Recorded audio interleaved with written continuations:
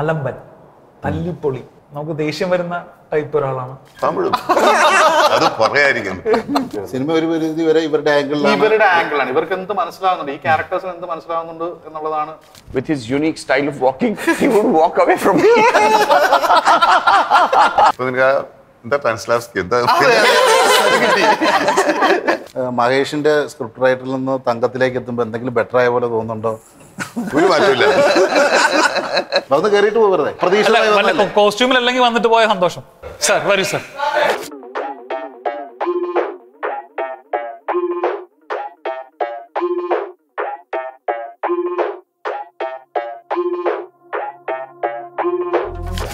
തുടങ്ങിക്കോ. ദിൽഷയുടെ തുടങ്ങി തന്നാൽ മതി. അല്ല അങ്ങനെയല്ല, ഒന്നുമില്ല, പതുക്കെ തുടങ്ങിയാൽ മതി. സമയമില്ല. പതുക്കെന്ന് വെച്ചാൽ നല്ല സമയം എടുത്തിട്ട് അവിടെ ചെയ്യാൻ നല്ല സമയം എടുത്തില്ല. ഫസ്റ്റ് പണി കേട്ടോ. നമുക്കൊരു ചേഞ്ചിന് ഹിന്ദിയിൽ തുടങ്ങാം. What's your experience? Sorry, English ചോദിച്ചാൽ. I understood the conspiracy. Wonderful experience. All you guys I get to meet because I had heard only the names and had seen your work. And Geetu called one day, Geetu Mohandas, and she called me and said there are young people, they are doing wonderful cinema, they want to cast you. Then young people she specifically said that, young people. I said yes, definitely I'm coming. And then this young fellow called me and explained it, and they said I'm coming. Because of COVID, it was delayed. Yes. But I was chasing him then, the young fellow, constantly. When is it happening? When is it? I had a fear that they will remove me. സാറിനെ ഞാൻ cast ചെയ്യാൻ കാരണം ഞങ്ങൾ ugly എന്ന് പറഞ്ഞ പടമാണ് സാറിനെ ഞങ്ങൾ ആദ്യമായിട്ട് നമ്മൾ കാണുന്നത്. അലമ്പൻ, തല്ലിപ്പൊളി, നമുക്ക് ദേഷ്യം വരുന്ന ടൈപ്പ് ഒരാളാണ്. പിന്നെ നമ്മൾ ഡങ്കലിൽ കണ്ടു, അതിലും കലിപ്പൻ, അങ്ങനെ. പിന്നെ ഞങ്ങൾ നെറ്റ്ഫ്ലിക്സിൽ ഫയർ ബ്രാൻഡ് എന്ന് പറഞ്ഞ പടമുണ്ട്. സാർ ഒരു റേപ്പ് വിക്ടിമിന്റെ ഹസ്ബൻഡായിട്ട് അഭിനയിക്കുന്നത്. കാം എന്ന് പറഞ്ഞാൽ ഭയങ്കര ഉള്ളിൽ നിന്ന് കാമായിട്ടുള്ളൊരു മനുഷ്യനാണ് ഈ ഫയർ ബ്രാൻഡിലെ ഹസ്ബൻഡ്. ഭയങ്കര പീസ്ഫുൾ. നമുക്ക് ഞെട്ടിപ്പോവും, ഇത്ര അലമ്പൻ ഇത്ര പീസ്ഫുള്ളായി മാറാൻ പറ്റുമോ എന്ന് നമുക്ക്. ഞാൻ ഇയാൾ തന്നെയാണോ അത് കണ്ടിട്ട് നമ്മൾ ഞെട്ടിപ്പോ. സാറിന് ആ 2 എക്സ്റ്റെൻഡ് പോകാൻ പറ്റുമെന്ന് നമുക്കറിയാം. അപ്പൊ അത് യൂട്ടിലൈസ് ചെയ്താണ് ശ്രമിച്ചിരുന്നത് സാർ. പിന്നെ എനിക്ക് ജഗതി ചേട്ടൻ, തിലകൻ ചേട്ടൻ ആ ലെവൽ ഓഫ് ആക്ടറാണ്, റേഞ്ചാണ്. ഈ ഇന്റേണലൈസ് ചെയ്യുന്ന ക്യാരക്ടറിനെ അടിമുടി അയാളാണ് പുള്ളി. സാറല്ല, ക്യാരക്ടറാണ്. അപ്പൊ നമുക്ക് മനസ്സ് ഭയങ്കര സന്തോഷമാണ് കാണുമ്പോൾ. എന്താണ് അറാമത്തെ പറഞ്ഞു? എന്തെങ്കിലും എന്താണ് തങ്കം, എന്താണ് തങ്കത്തെ കുറിച്ച് അറാമത്തിന് പറയാനുള്ളത്? ക്രൈം ഡ്രാമയാണ്. വരുന്നെത്തി വെച്ച് കാണാം. അല്ല, നമ്മള് ഇപ്പം ഈ 60 സീനാണെങ്കിൽ അത് 60 ലൊക്കേഷനിലായിരുന്നു. അപ്പൊ അതിനൊക്കെ എത്താനും നമ്മൾ വിചാരിച്ച പോലെ തന്നെ ഷൂട്ട് ചെയ്യാനും ഒക്കെ ഒരുപാട് എഫേർട്ട് എല്ലാവരും ഇട്ടിട്ടുണ്ട്. ഒപ്പം നിൽക്കാൻ ആർട്ടിസ്റ്റും, ആ ഡേയ്സ് ഇത്രയും പോയാലും അതിനൊപ്പം നിന്ന പ്രൊഡക്ഷൻ, എല്ലാവരുടെയും ഒരു മാക്സിമം എഫേർട്ട് ആ സിനിമയിൽ വന്നിട്ടുണ്ട്. ഇപ്പോൾ അത് ഫൈനൽ അതിന്റെ ഒരു ഔട്ട് നമ്മൾ കണ്ടുകൊണ്ടിരിക്കുന്ന ഒരു അവസ്ഥ. എഫേർട്ട് കൊണ്ടൊന്നും ഒരു കാര്യമില്ല. അത് ശരിയാണ്. കേരള ഫയർഫോഴ്സ് ഉൾപ്പെടെ സത്യം. ഈ സ്ക്രിപ്റ്റ് ആദ്യം ഉണ്ടായിരുന്നപ്പോൾ മനസ്സിലുണ്ടായ സിനിമകളൊക്കെ നന്നായിട്ടുണ്ട് ഷൂട്ട് ചെയ്തപ്പോൾ. 150% ഹാപ്പിയാണ് ഓരോ കാര്യത്തിലും. അതിന്റെ ഒരു പേപ്പറിലേക്ക് ഒരു വർക്ക് നോട്ട് ചെയ്യപ്പെടുന്നതും അതിന് എത്ര മാറിയിട്ടാണ് അതിന്റെ ഔട്ട് ആ ഒരു പ്രോസസ്സിൽ സംഭവിക്കുന്നതെന്നും എനിക്ക് കാണാൻ പറ്റുന്നുണ്ട്. അതിന്റെ ഫൈനൽ സ്റ്റേജിലേക്ക് എത്തുമ്പോൾ ഞാൻ അതിന്റെ ഗുണം ശരിക്കും കാണുന്നുണ്ട്. പിന്നെ ആറാമത്തെ അറാഫത്ത് ചക്കരയല്ലേ? തമിഴ് എങ്ങനെയുണ്ട്? തമിഴും അത് പറയായിരിക്കും. ഇങ്ങനെ ഒരു തമിഴ് കേട്ടിട്ടുണ്ട്, ഒരു വാക്കേ ഉണ്ടാവുള്ളേ, മലയാളം ഇതാനും പറയും. പിന്നെ ഭയങ്കര സ്ലോ ആക്കി പറയും മലയാളം തന്നെ. തമിഴാണെന്ന് ആൾക്കാർ ഇപ്പോഴും വിചാരിച്ചു. നിങ്ങൾ വന്നു, തിരിഞ്ഞു, പോയി, അവളതാന്ന് പറയും ലാസ്റ്റ്.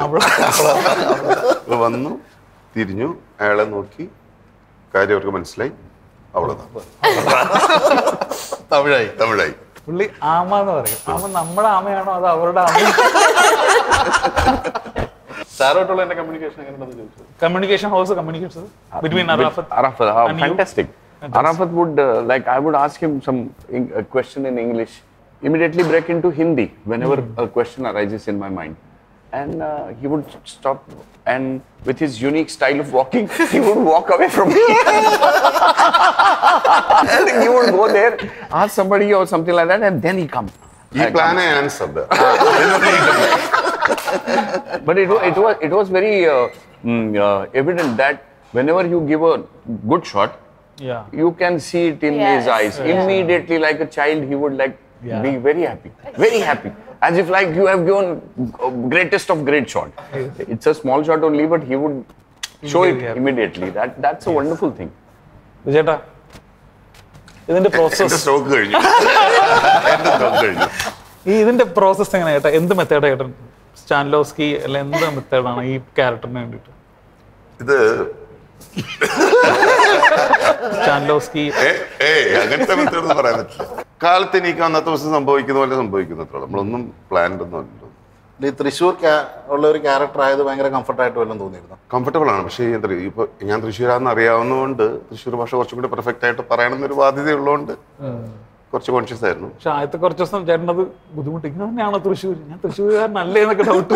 എന്താ നമ്മൾ ഫോഴ്സ്ഫുള്ളി പറയണ മാതിരി തോന്നരുത് വിചാരിച്ചുകൊണ്ട് കുറെ കറക്ഷൻസ് ഒക്കെ ചെയ്തു. പക്ഷെ ഭയങ്കര സട്ടിലായിട്ടാണ് അല്ലേ? പടം കാണാൻ ഭയങ്കര രസമാണ്. തൃശ്ശൂർ ഭയങ്കര അല്ല അങ്ങനെ ഭയങ്കരമായിട്ട് തൃശ്ശൂർ ഭാഷ പറഞ്ഞ പോലെ തോന്നുന്നില്ല.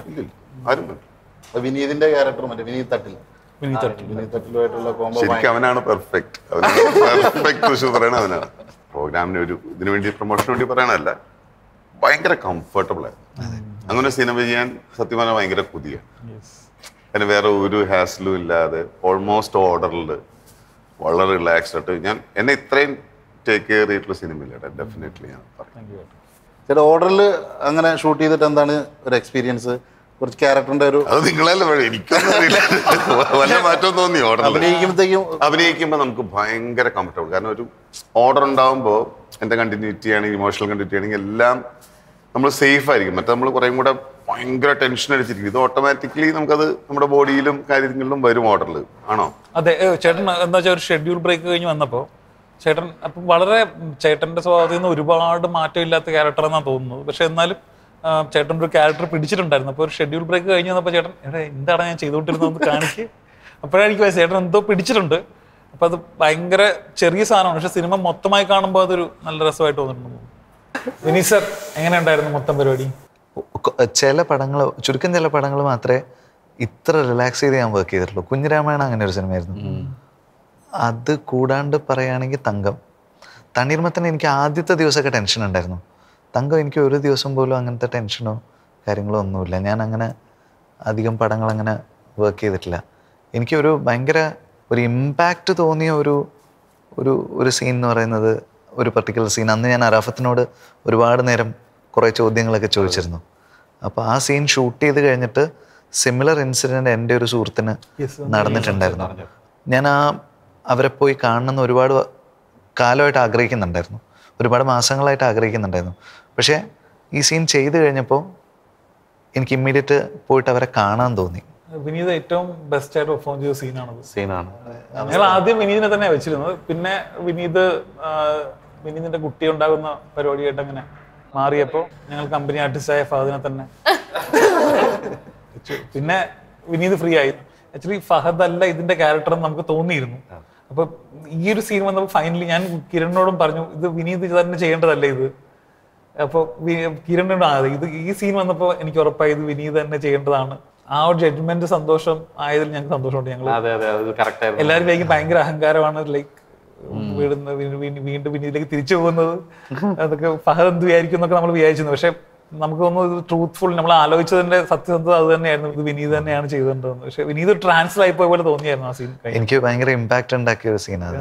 ഞാൻ അതിന് ശേഷമാണ് അവരെ പോയി കണ്ട് കുറേ നേരം അവിടെ ഇരുന്ന് സംസാരിച്ച്. അതിനുശേഷം എനിക്കൊരു സമാധാനം ഉണ്ടായിരുന്നു.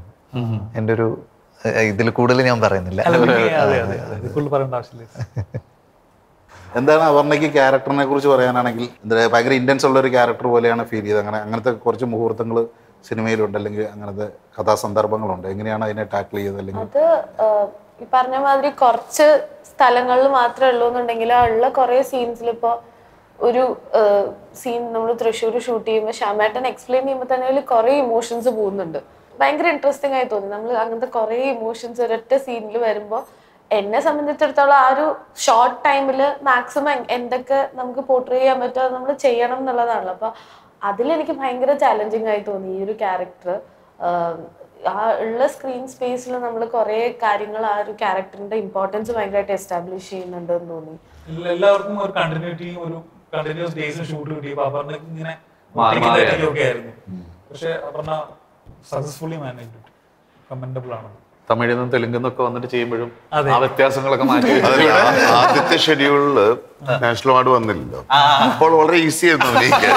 ഇത് കിട്ടിക്കഴിഞ്ഞാൽ നമ്മള് ചുമ്മാ ആലോചിച്ചിട്ടൊക്കെ വർക്ക്ഔട്ട് ചെയ്യണതാണ് ഒരു സീനിലൊക്കെ. അപർണയും തൃശ്ശൂർ എന്നുള്ള ആളായതുകൊണ്ട് അതും അതെ ഗുണപ്പെട്ടിട്ടുണ്ട്. നിങ്ങൾ പറയാ ഇത്രയും കാലം കഴിഞ്ഞിട്ട് എന്റെ കൂടെ ചെയ്തപ്പോ നിങ്ങൾക്ക് തോന്നിയ വ്യത്യാസം എന്താന്ന് പറഞ്ഞു. മഹേഷിന്റെ ഓഡീഷൻ തൊട്ട് കാണുന്നതാണ് അപർണയുടെ ഓരോ വളർച്ചയും നമ്മൾ ഭയങ്കര ക്യൂരിയസ് ആയിട്ട് നോക്കിക്കൊണ്ടിരിക്കുകയാണ്. പിന്നെ നാഷണൽ അവാർഡ് വിൻ ചെയ്യുന്ന ആക്ടേഴ്സ് വരെ ആയി. അപർണ ഭയങ്കര ഇമ്പ്രൂവും ഭയങ്കര ഗ്രാസ്പിങ്ങും ഒക്കെ ആയിട്ട് മാറി ഈ സമയത്തിനുള്ളിൽ. കുറച്ച് വലിയൊരു ഭയങ്കര ഒരു നെടുനീളം റോളല്ല, പക്ഷെ ഭയങ്കര ഇമ്പോർട്ടൻ്റ് ആയ ഒരു ക്യാരക്ടറാണ്. ഉള്ള സാധനം ഭയങ്കര ഇൻറ്റൻസ് ആണ്. പെട്ടെന്ന് ഒരു ഫൈൻ മോർണിംഗ് വന്ന് ഇൻറ്റൻസ് ആകാൻ പറഞ്ഞാൽ ബുദ്ധിമുട്ടാണല്ലോ. പക്ഷെ അപർണ സ്വിച്ച് ഇട്ട പോലെ ആകുന്നുണ്ട് ഇപ്പോൾ. അവരുടെ എക്സ്പീരിയൻസ് കൊണ്ടൊക്കെ അപർണ അത് കൈവരിച്ചിട്ടുണ്ട്. അങ്ങനെ ഞെട്ടിച്ചിട്ടുണ്ട് അപർണ. അപർണയ്ക്ക് എന്താ തിരിച്ചു തോന്നുന്നത്? ശ്യാം ഇപ്പം മഹേഷിന്റെ സ്ക്രിപ്റ്റ് റൈറ്ററിൽ നിന്ന് തങ്കത്തിലേക്ക് എത്തുമ്പോൾ എന്തെങ്കിലും ബെറ്റർ ആയ പോലെ തോന്നുന്നുണ്ടോ? ഒരു മാറ്റമില്ല, അതേപോലെ തന്നെ ഉണ്ട്, ഒരു മാറ്റമില്ല. തിരിച്ച് നമ്മുടെ വീട്ടിലേക്ക് വന്നൊരു ഫീൽ ആയിരുന്നു. ശരിക്കും ലിറ്ററലി അങ്ങനെ തന്നെയായിരുന്നു. ഈ തങ്കത്തിന്റെ കഥ കേട്ടിട്ട് അല്ലെങ്കിൽ ഇത് ചെയ്യാമെന്ന് തീരുമാനിക്കുന്ന സമയം മുതൽ എൻ്റെ ഒരു എക്സിക്യൂഷൻ പാർട്ടിൽ ഞാനിപ്പം ഒരു ഏറ്റവും കൂടുതൽ പേടിച്ചിരുന്നത് ഇത് ഏത് ലാംഗ്വേജ് ഫിലിമാണ് ഇത്. തൃശ്ശൂർ തുടങ്ങുന്നതാണെങ്കിലും തമിഴ്നാട്ടിലാണ് കൂടുതലായിട്ടും കഥ നടക്കുന്നത്. പടത്തില് ലാംഗ്വേജ് ആണെങ്കിൽ ഇംഗ്ലീഷ്, ഹിന്ദി, മറാഠി, തമിഴ്, അങ്ങനെ പല ലാംഗ്വേജ് ഉപയോഗിച്ചിട്ടുണ്ട്. കേരളത്തിലെ ഒരു ഓഡിയൻസിന് എങ്ങനെ ഈ സിനിമയെ ഫോളോ ചെയ്യാൻ പറ്റും എന്നുള്ളത് തന്നെ എനിക്ക് ഭയങ്കര വറീഡായിരുന്നു. ഞാൻ ഏറ്റവും കൂടുതൽ ടെൻഷൻ പ്രകടിപ്പിച്ചിരുന്നത് അതിനെക്കുറിച്ചായിരുന്നു. അപ്പം എങ്ങനെയാണ് അതിനെ ടാക്കിൾ ചെയ്തത് ഒരു റൈറ്റർ എന്ന നിലയിൽ പ്ലേസ് ചെയ്യുമ്പോഴത്തേക്ക്? ഇപ്പൊ നമുക്ക് എന്തായാലും ഇത് ബുദ്ധിമുട്ടാണ്, അത് എപ്പോഴും ടഫാണ് എഴുതുമ്പോൾ ഇങ്ങനെയുള്ള ക്യാരക്ടേഴ്സ് ഇങ്ങനെ കാരണം റിപ്പീറ്റഡ് ഇൻഫർമേഷൻസ് വരാൻ എപ്പോഴും സാധ്യതയുണ്ട്. ആൾക്കാർ അറിയുന്ന കാര്യം വീണ്ടും വീണ്ടും പറയുക, അതാണ് ഏറ്റവും മോശം റൈറ്റിംഗ്. അപ്പോൾ നമ്മൾ വീണ്ടും വിദ്യയാക്കി ക്യാരക്ടേഴ്സിന് ജെനുവിനായിട്ട് അങ്ങനെ ഒരു പ്രശ്നമുണ്ട് ഇത് മനസ്സിലാക്കാനുള്ള. അപ്പോൾ ശരിക്കും ആ സെനാരിയോയിൽ ആൾക്കാർക്ക് അങ്ങോട്ടും ഇങ്ങോട്ടും മനസ്സിലാക്കാനും ആ കമ്മ്യൂണിക്കേഷൻ, ലാംഗ്വേജ് കമ്മ്യൂണിക്കേഷൻ പ്രശ്നം നമ്മളത് ഹ്യൂമറിന് വേണ്ടിയിട്ടും അന്വേഷണമൊക്കെ ഇതിനകത്തുള്ളത് കൊണ്ട് അതൊക്കെ തെളിക്കാനും ഒക്കെ ഉള്ള ഉപകരണങ്ങളാക്കി മാറ്റി വലിയ ഇൻഫർമേഷൻ റിപ്പീറ്റ് ചെയ്യാണ്ട് അവസാനം വരെ എത്തിച്ചു. ആളുകൾക്ക് പക്ഷെ ഫോളോ ചെയ്യാൻ പറ്റും, മനസ്സിലാവുമെന്നാണ് തോന്നുന്നത്.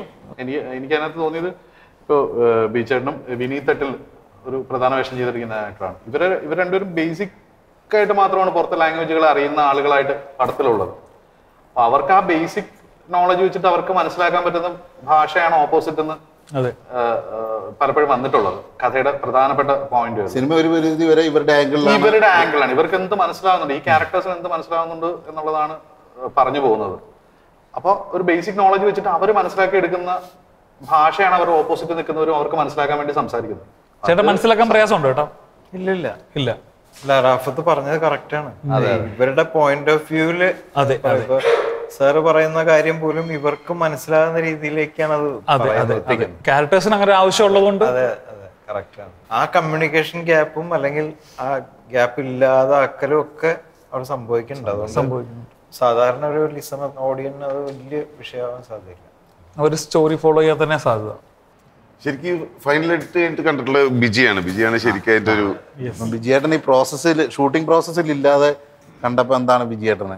ഇത് എന്താ വെച്ചാൽ നിങ്ങളുടെ ഒരു സംഘത്തിന്റെ സിനിമയുടെ പ്രത്യേകത എനിക്ക് തോന്നിയിട്ടുള്ളത്, പൊക്കി പറയല്ലേ, ഈ നമ്മൾ ഈ സ്ക്രിപ്റ്റിന്റെ ലേയേഴ്സിനെ കുറിച്ചൊക്കെ സംസാരിക്കുമല്ലോ, പക്ഷെ ഈ ആക്ടിങ്ങിന്റെ ലേയേഴ്സ് ഒരുപാട് കോൺട്രിബ്യൂട്ട് ചെയ്യുന്ന ഒരു ഫിൽമോഗ്രഫിയാണ് നിങ്ങളുടെ എന്ന് എനിക്ക് തോന്നിയിട്ടുണ്ട് പലപ്പോഴും. ഇപ്പൊ നിങ്ങൾ ഉദ്ദേശിക്കുന്നുണ്ടോ ഇല്ലയോ എന്നറിയില്ല, പക്ഷെ നമ്മൾ ഈ റിപ്പീറ്റഡ് വാച്ചിങ്ങിൽ ഇവൻ സേഴ്സ് അങ്ങനെ വാച്ചിങ്ങിൽ നമ്മൾ കുറെ ലേയേഴ്സ് ഇങ്ങനെ എക്സ്ട്രാക്ട് ചെയ്യാൻ തോന്നും നമുക്ക്.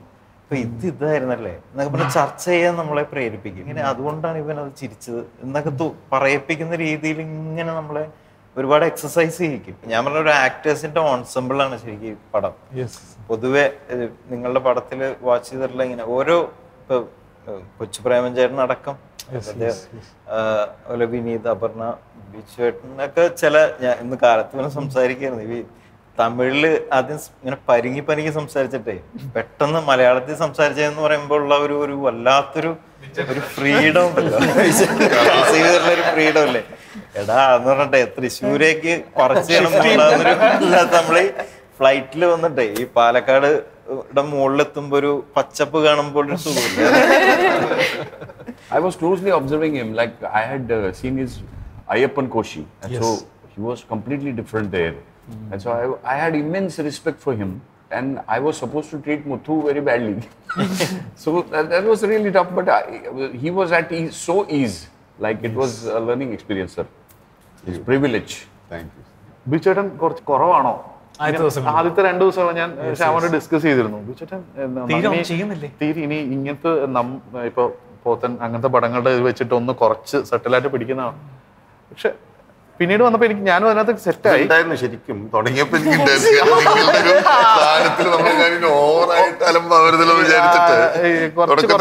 എനിക്ക് അങ്ങനെ തോന്നി. പക്ഷെ ഒക്കെ കാണുമ്പോ ഞാൻ ആ ഡൗട്ട് അടിച്ചെടുത്തെല്ലാം പുള്ളി അഭിനയിക്കുന്നുണ്ടായിരുന്നു. ഗംഭീരമായിട്ടാണ് എനിക്കിപ്പോ ഫീൽ ചെയ്യുന്നത്.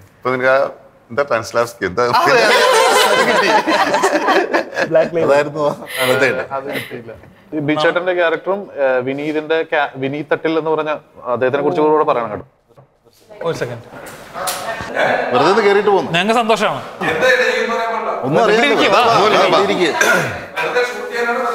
കോസ്റ്റ്യൂമിലല്ലെങ്കിൽ വന്നിട്ട് പോയ സന്തോഷം. ചുമ്മാ സ്ഥലമുണ്ട് സാർ, വരൂ സാർ.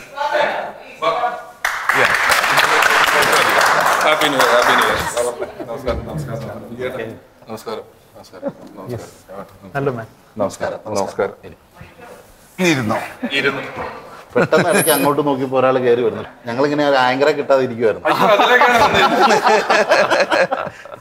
അല്ല, ഞാൻ ആലോചിച്ചതേ, ഞാൻ ഈ പ്രൊമോഷന്റെ സമയത്ത് വരാതെ നിങ്ങളുടെ സിനിമയുടെ ലൊക്കേഷൻ വന്നാൽ മതിയായിരുന്നു. പ്രൊമോഷൻ വന്നിട്ട് അതില് പ്രധാനപ്പെട്ട വേഷം കിട്ടി. പടത്തിന്റെ പേരെന്താ? തങ്കം. അതൊക്കെ അറിയാട്ടോ. ഇങ്ങനെ ഒരു കുന്തളദേശത്ത് താമസിക്കുന്ന ആളല്ല. ഗിരീഷ് കുൽക്കർണി മറാഠ ആർട്ടിസ്റ്റ് ആണ്. നമ്മുടെ പടത്തിൽ പ്രധാനപ്പെട്ട വേഷം ചെയ്യുന്നു. Very good. സാധാരണ ഈ പേരുള്ളവരൊക്കെ വല്ല കേന്ദ്രമന്ത്രി ആയിട്ടൊക്കെയാണ്. हिंदी आता है? हाँ, हिंदी आता है. मेरा आर्या उधर से है, पूना से है. अरे क्या बात है, निगड़ी से. Wow, wonderful. वो पूना निगड़ी. Okay, good. इन्हीं बैंडाटो. ഞങ്ങള് പരസ്പരം പറഞ്ഞ് ബോറടിച്ച് നിനക്ക് എന്തെങ്കിലും ഹാൻഡിൽ ചെയ്യാൻ പറ്റി നീ ഹാൻഡിൽ ചെയ്യും. എന്റെ പരിപാടി അപ്പുറത്തെ ഷൂട്ടിംഗ് നടക്കുന്നുണ്ടേ. ഞാൻ പറയുന്ന സമയത്ത് നിങ്ങളെ കാണാൻ വേണ്ടി വന്ന എന്നിട്ട് ബിജുവേട്ടൻ പറ. ഒന്നുമല്ല, എന്ത് പറയാ, ഞങ്ങൾ ഒരുപാട് പറഞ്ഞിരിക്കുക. ഒരുപാട് തന്നെ വിനീത് എന്നാ എന്തായാലും പറ. ജനുവരി 26 പടം റിലീസാവും. അതാണ് ഇവരാരും പറയാത്തത്. നമുക്ക് തന്ന ക്ലാസ് ഇത് തന്നെ ഇങ്ങനെ പറഞ്ഞുകൊണ്ടിരിക്കുക. നമുക്ക് തന്ന ക്ലാസ് ക്ലാസ് വീട്ടിലിരിപ്പുണ്ട്. അത് ന്യൂ ഇയറിന്റെ തൊട്ട് മുമ്പ് വിദേശത്ത് ദുബായിൽ ഒന്നിച്ചുണ്ടായിരുന്നു. അപ്പൊ മേടിച്ചു വന്ന മറ്റേ ഗോൾഡൻ വിസ അടിക്കണം. അവിടെ നിൽക്കുമ്പോ എക്സിറ്റ് അടിക്കാൻ പാടില്ല ദുബായിൽ. അതുകൊണ്ട് അവിടെ തന്നെ അതിനിടയിൽ ഗോൾഡൻ വിസ എന്ന് പറഞ്ഞാൽ ശരിക്കും തങ്കമാണല്ലോ. ദുബായ് തങ്ക വിസ. ഞാനിപ്പോ യാദൃശ്യമായിട്ട് വന്നതാണ്. നിങ്ങളങ്ങനെ യാദൃശ്യമായിട്ട് തിയേറ്ററിൽ പോകില്ല എന്നറിയാം. എല്ലാരും വളരെ വളരെ നല്ല സുഹൃത്തുക്കളായതുകൊണ്ട് യാദൃശ്യമായിട്ട് വന്ന എനിക്ക് പിന്നെ പിടിച്ചുപിടിച്ച ഞാൻ പറയാണ്, തങ്കം നല്ല പടമായിരിക്കും, എല്ലാരും കാണും. അടുത്ത പ്രൊമോഷനിലേക്ക് പോവുകയാണ്. നന്ദി, നമസ്കാരം.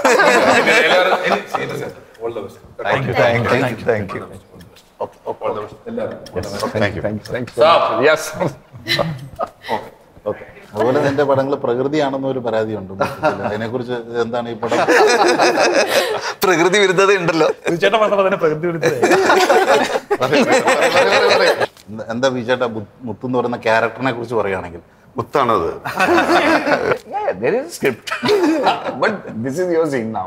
എനിക്കത് പറയുന്നൊക്കെ എന്റെ ചേട്ടന്മാര് കേൾക്കുന്നുണ്ട്.